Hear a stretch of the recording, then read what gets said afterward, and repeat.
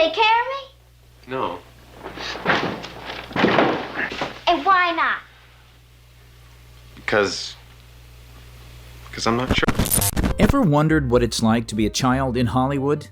From exploitative roles to tragic accidents, here are the 10 worst roles given to children in Hollywood history. Who are you?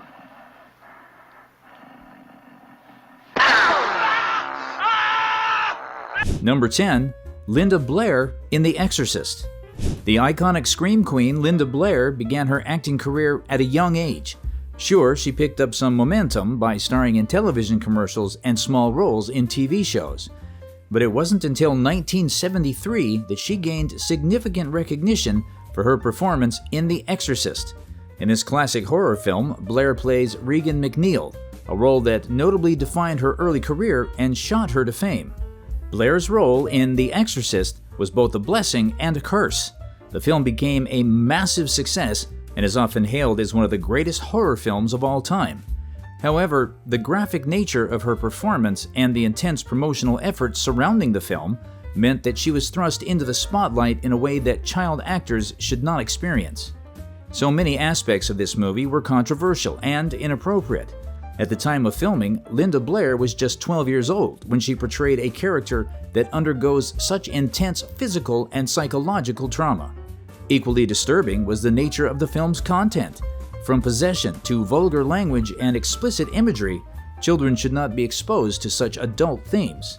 While The Exorcist is regarded as a landmark horror film that contributes significantly to cinema, the choice to cast a young actress in such a challenging role should never have been a thing.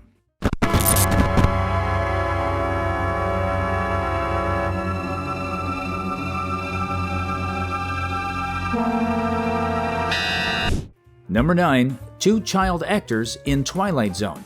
Two child actors, Micah Din Lee and Renee Shin-Yi Chen, lost their lives on the set of a movie. If this doesn't count as one of the worst roles given to a child star ever, then we don't know what would. The 7-year-old and 6-year-old children were hired alongside actor Vic Morrow to star in the 1982 film Twilight Zone, the movie. Now, there was this scene where Vic Morrow's character was supposed to rescue 2 Vietnamese children from a village during a helicopter attack. The special effects involved explosions and low-flying helicopters. On the night of July 23rd, Morrow was carrying the 2 child actors across a riverbed while a helicopter hovered above. Unfortunately, the special effects explosions were set off, but the blast caused the helicopter to lose control. This caused the plane to crash into the actors below. Morrow and the 2 children were struck by the helicopter's rotor blades, killing all 3 instantly. It was an all-around tragedy. To make this even worse, it was discovered that the child actors were hired illegally. Micah Din Lee and Renee Shin-Yi Chen were hired in violation of California labor laws. These laws are meant to restrict children from working in dangerous conditions, especially in environments involving explosions, pyrotechnics, and hazardous stunts, and particularly during late hours. Instead, the filming of the scene took place at around 2:30 a.m., far outside the permissible working hours for child actors. California law also requires specific permits and waivers for child actors to work under special circumstances, none of which were obtained for this shoot. The producers allegedly tried to circumvent these legal requirements to avoid the costs and complications of acquiring the necessary permissions, putting the children's safety at risk. Reports from the set suggest that the director, John Landis, pushed for extreme and unsafe conditions during the filming. Witnesses claimed that Landis was warned multiple times that the stunts were too dangerous, particularly given the proximity of the helicopter to the explosions. As you can imagine, criminal charges were filed against John Landis and several members of the production team, including the helicopter pilot and special effects coordinator. They were charged with involuntary manslaughter, but all defendants were ultimately acquitted in the controversial 1987 trial.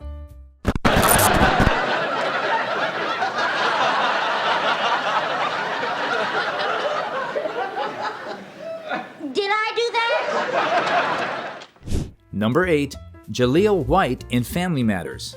Yeah, we know you are probably thinking surely not the beloved Urkel, but don't pull the torches out yet. That role was so perfect that it turned out to be the worst role Jalil White could have taken on as a child. As you may know, Jalil White portrayed Steve Urkel, the quirky yet lovable neighbor who captured the hearts of audiences. White's portrayal of Steve Urkel transcended the confines of the show and propelled him to widespread fame. There's no doubt that he emerged as the standout personality of the series. Even better, he evolved into a cultural phenomenon that was synonymous with pop culture at the time. Born on November 27, 1976 in Culver City, California, Jalil White is the only child of Michael and Gail White. Notably, his mother Gail would assume the role of his manager. He attended John Marshall Fundamental High School and South Pasadena High School before earning his degree from UCLA in 2001. But of course, somewhere in all of his academic pursuits, White became a TV star. Upon the suggestion of his preschool teacher, White embarked on his acting journey at a young age. He made his TV debut in TV commercials at just 3 years old. Among his notable commercial appearances was one for Jell-O Pudding Pops alongside Bill Cosby. But despite a few minor roles, White's breakthrough didn't occur until his portrayal of Urkel. White was 12 years old when he rose to fame with his iconic portrayal of Steve Urkel on Family Matters. He also portrayed various members of the Urkel family, including his alter egos Stefan Urkel and Myrtle Urkel. In addition to his on-screen performances, White contributed to the series as a writer. He penned down several episodes, including one that became the highest rated for the year when he was just 19 years old. Family Matters stood out as one of the longest-running sitcoms that featured a predominantly black cast in television history. The show became a cornerstone of ABC's TGIF lineup, and one could argue that Urkel was the character who truly carried the show. Capitalizing on the show's popularity, an Urkel-themed breakfast cereal, Urkel O's, and dolls were marketed. Wouldn't you say it takes a special kind of character to get their very own cereal? Urkel was just that iconic. Would you believe the role was initially conceived as a one-time guest appearance? However, Urkel's immediate popularity led to White becoming a regular fixture on the show. Family Matters aired for 9 seasons from 1989 to 1998. In 1992, White showcased his versatility in the Jalil White Special, portraying a fictionalized version of himself, navigating the filmmaking process while also embodying the character of Steve Urkel. White was 21 years old when the series concluded in 1998. Surprisingly, White found himself disenchanted with the role of Urkel. In a 1999 interview, he expressed a strong aversion to revisiting the character. In his own words, "If you ever see me do that character again, take me out and put a bullet in my head and put me out of my misery."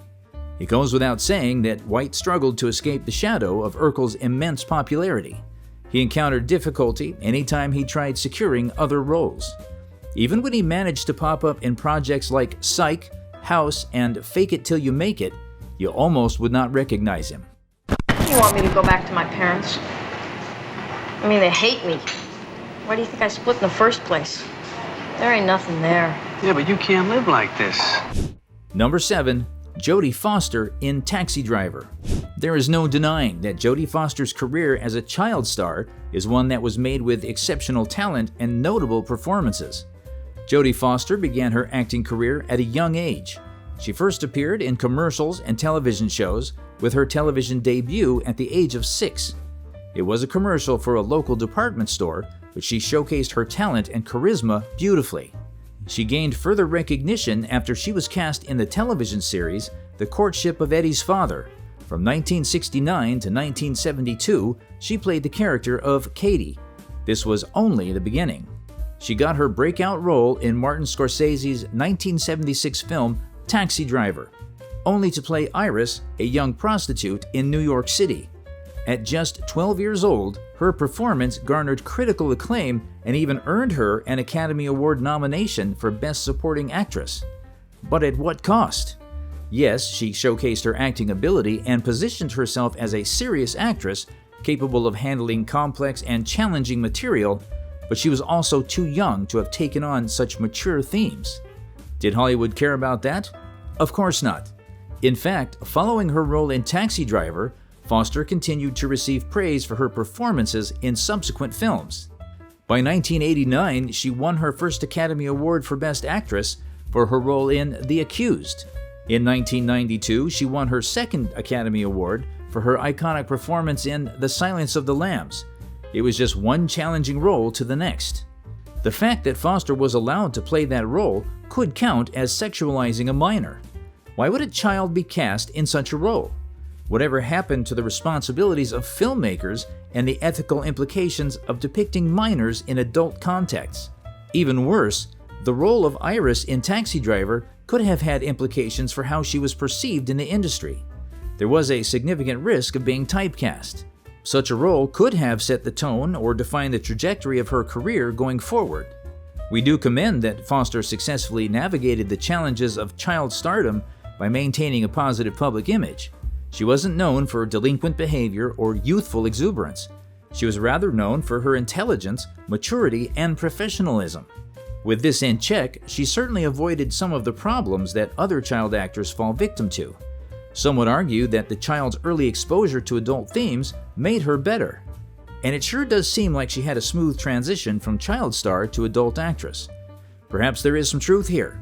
If the audience already saw her as an adult, then they might not even have fully understood that she was becoming one right before their eyes.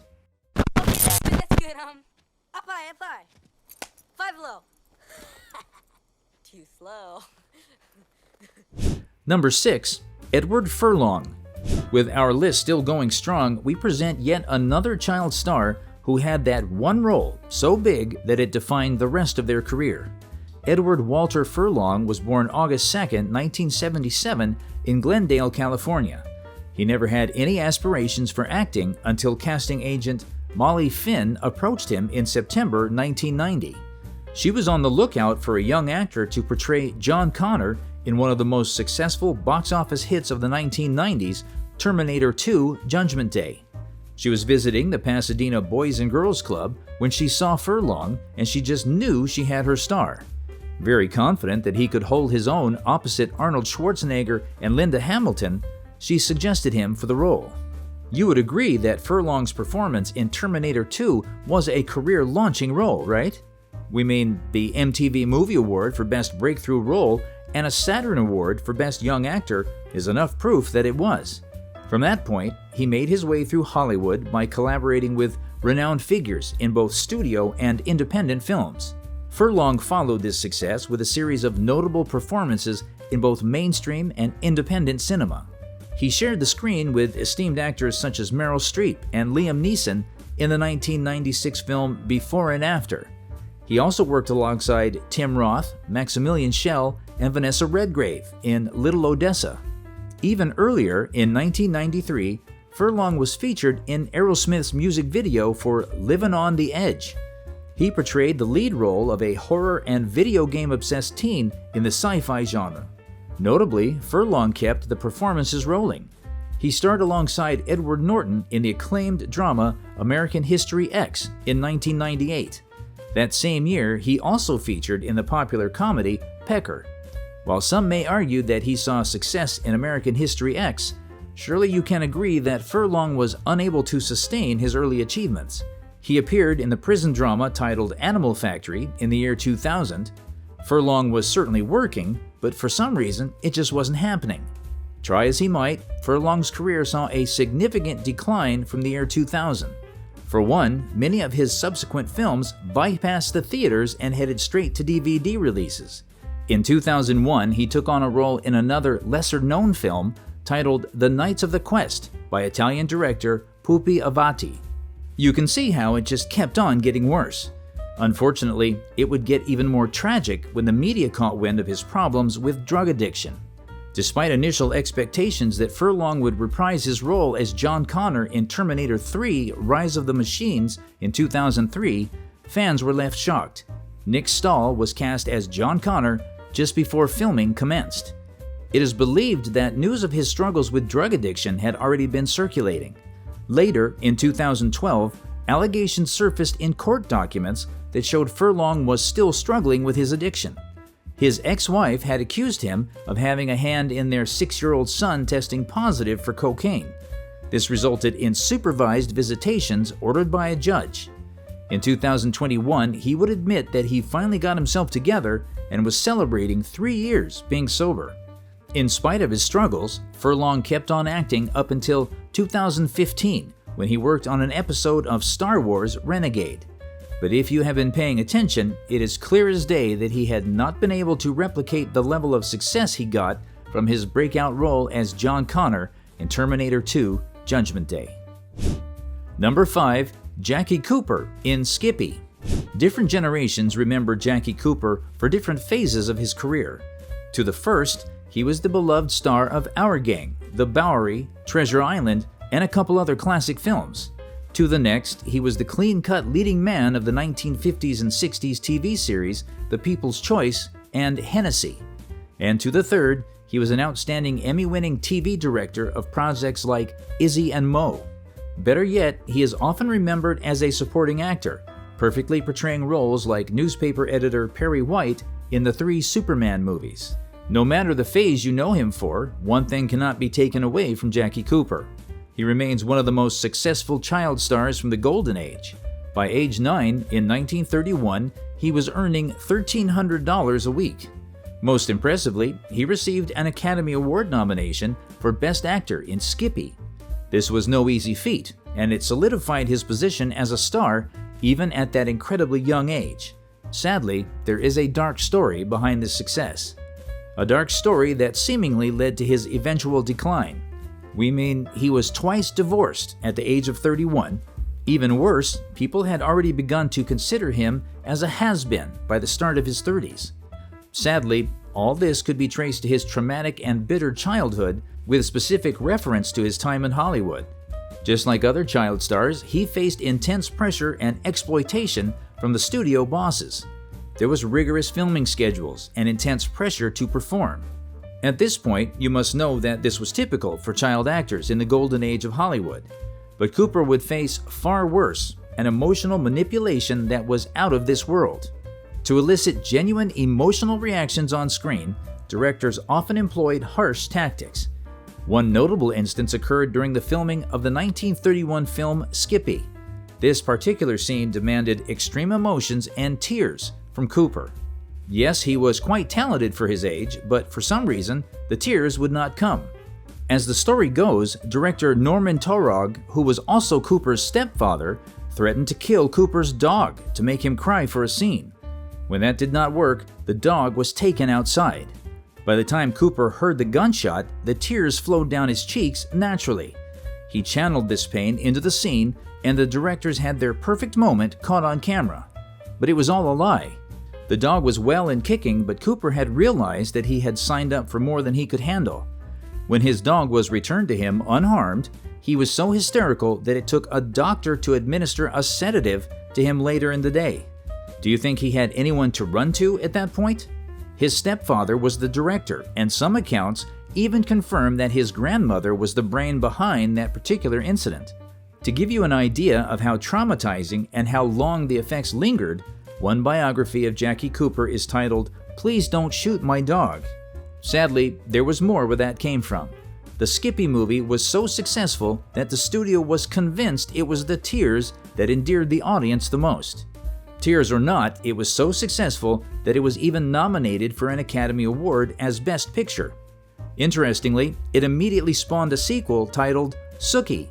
When we say immediately, we are talking about a sequel that was released within the same year. Nobody cared to check in with him. He was given a paycheck. Better yet, his family received it on his behalf, and that was the end of it. From that point, Cooper was mostly hired for roles where crying was inevitable. Between 1931 to 1937, Cooper starred in 21 films. He wasn't just a character, he was the main piece and center attraction of those movies. As you can imagine, the dog trick wasn't going to keep working, so they came up with more creative ways to get him to tears.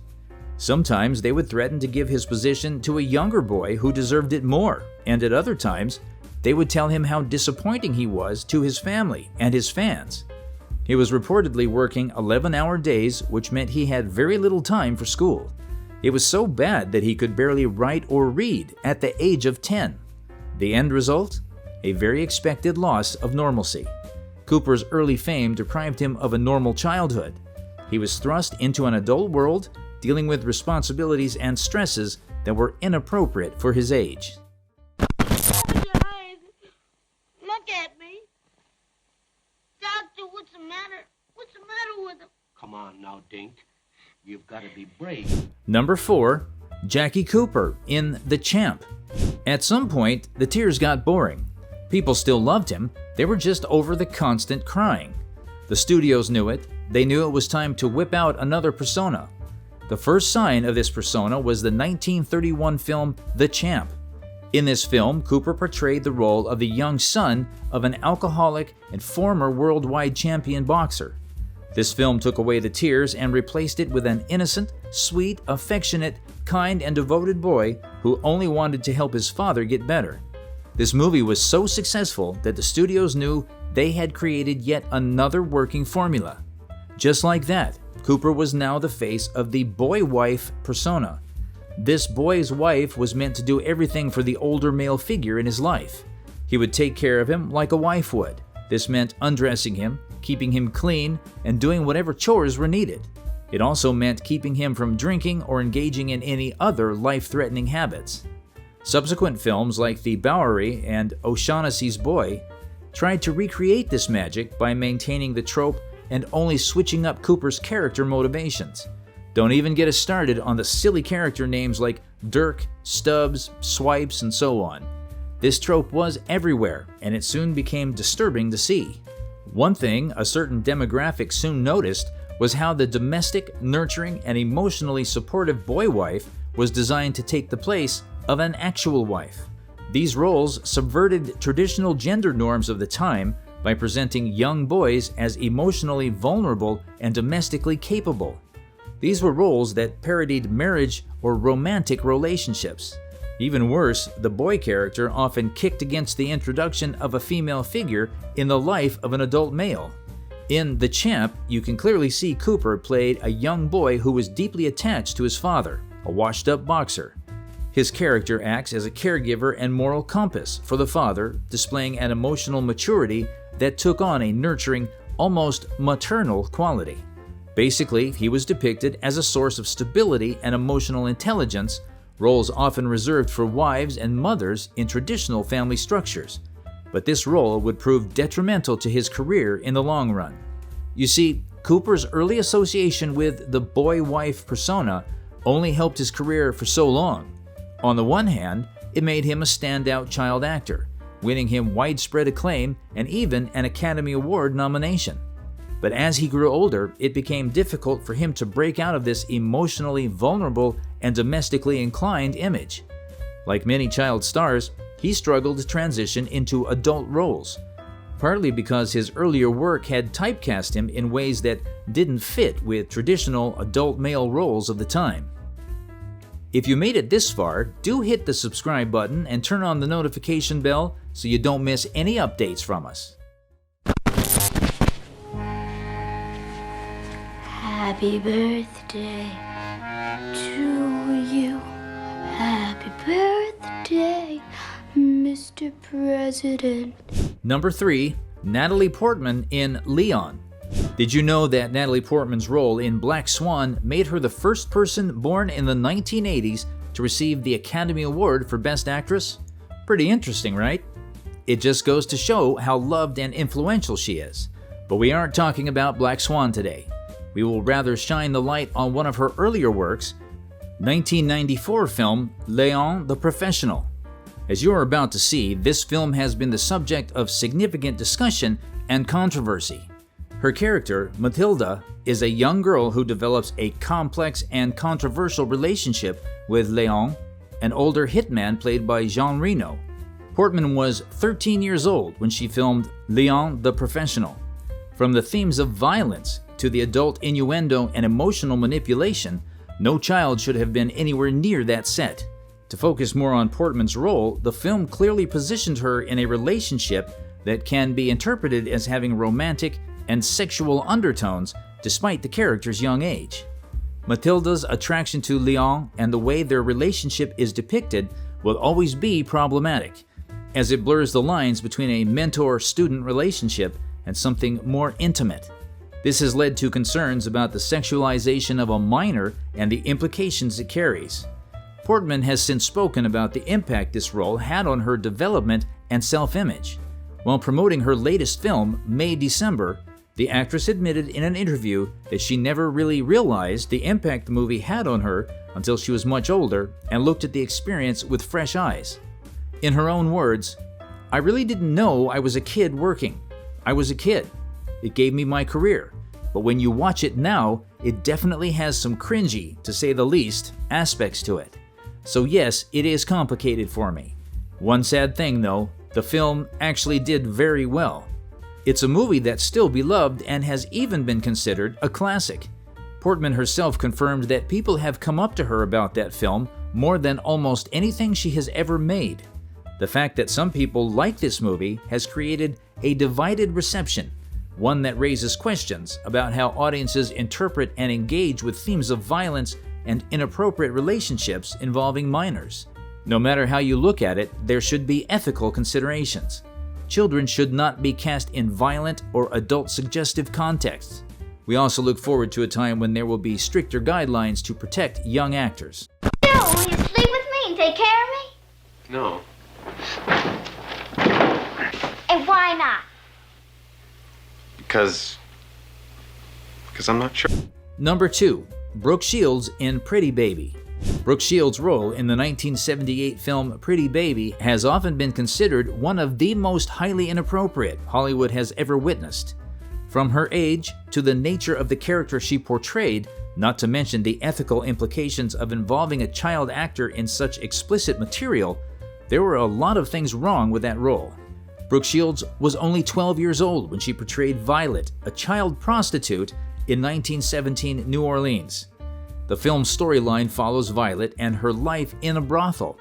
Violet is groomed and eventually auctioned off to the highest bidder.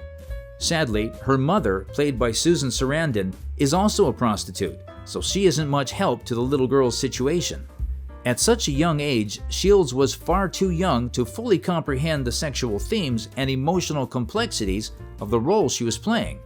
Considering she was placed in situations that required her to act in ways that were overtly adult in nature, questions were bound to be raised about the ethical concerns of child exploitation. Haven't you seen this film? Pretty Baby featured heavy themes surrounding Shields' character. There was one scene where Violet is auctioned off to a group of men and another where she engages in an inappropriate relationship with an adult man. The sexualization of a child in this manner is inherently problematic because it blurs the line between fictional storytelling and real-world exploitation. Although the film was meant to critique the commodification of women and girls in a patriarchal society, it used a real child in these highly sexualized scenarios. We get that director Louis Malle may have intended to highlight the exploitation of children in history, but the truth is that casting a 12-year-old in such a role counts as some form of exploitation. The fault doesn't lie just with the director. In the 1970s, the industry lacked the stringent child labor laws and protections that are more common today. Shields' participation in these adult scenes raised questions about the responsibility of both filmmakers and guardians, in this case her mother, in protecting child actors from inappropriate material. Whatever happened to the much-needed boundary between art and child welfare? In this film, it was non-existent. No level of artistic merit could justify putting a real child in such suggestive and potentially damaging circumstances. There is no way mistakes like this do not leave behind lasting psychological impacts on the victims. Shields herself has spoken about the confusion she felt during the filming of Pretty Baby. At the time, she didn't fully understand the implications of the role, and she has since reflected on how strange it was for her to be involved in such an adult world at such a young age. This, of course, doesn't include how the psychological effects of being exposed so early in her career may have contributed to the challenges she faced in transitioning into adult roles. Shields became a subject of public fascination, with her sexuality often at the forefront of media coverage, further complicating her development as a young woman and actor. Thankfully, even back then, many critics condemned the filmmakers for crossing ethical lines in their portrayal of child exploitation. The film was rated R, but Shields was far below the age of legal consent. If they looked hard enough, the film's director and producers should have found alternative ways to tell the story without subjecting a real child to such content. Crying all the time. I gotta go. Number 1. Dakota Fanning in Hound Dog. Taking our top spot is the infamous role Dakota Fanning played in Hound Dog. The fact that Hound Dog was released in the year 2007 makes this one even more appalling. Dakota Fanning displayed remarkable acting talent from a young age. Her ability to convey fitting emotions and deliver powerful performances set her apart from other child actors in her time. First, she gained widespread recognition for her 2001 role in I Am Sam. She starred alongside Sean Penn, and her portrayal of Lucy, the daughter of a mentally challenged man, earned her critical acclaim. She also became one of the youngest nominees for a Screen Actors Guild Award. So you see, this performance truly established her as a serious actress rather than just a typical child star. From dramas to thrillers and family films, even then Fanning's filmography was notable for its diversity. She collaborated with well-known directors and actors, and this only elevated her profile in Hollywood further. As a child star, Fanning attracted significant media attention. Her poise, intelligence, and maturity in interviews contributed to a positive public image, distinguishing her from other child actors who may have faced negative scrutiny. Fanning also became a fashion icon, often seen on red carpets and in high-profile events. Her style choices were frequently covered by the media, enhancing her visibility and brand as a rising star. Which brings us back to Hound Dog. In this film, she portrayed a young girl named Llewellyn. By doing this, she had to position herself in a position where she was forced and taken advantage of. At the time of filming, Fanning was just 12 years old, so when her character experienced such a traumatic event, it is downright heartbreaking to watch. We mean the explicit nature of the scene and the heavy themes of the film in general should have raised concerns about the appropriateness of a young actress being involved in such mature subject matter. Coming from a 2000 film, you would think Hollywood should have learned. How many more discussions about the potential exploitation of child actors in Hollywood do we need to have before it really sinks in? Or perhaps they do get it and just don't care enough. Remember, Fanning was one of the most beloved child stars out there. Is it possible that the film's content was a deliberate exploitation of Fanning's youth and innocence for dramatic effect? Many critics argued in favor of this. The truth of the matter remains to be seen. What we do know is that the psychological effects of playing such a role at a young age can be significant. Such heavy material could have lasting effects on her personal development and career. This controversy definitely highlights the broader issues within the film industry. The choice to continue casting children in such roles reflects a lack of sensitivity to the implications of those choices. Do we have to accept that Hollywood just might not care about industry standards and the protection of young performers? Or is there any hope? Which of these child actors impressed you the most? Do share your thoughts in the comments. If you enjoyed this video, don't forget to hit the like button. You also can't miss the video on screen.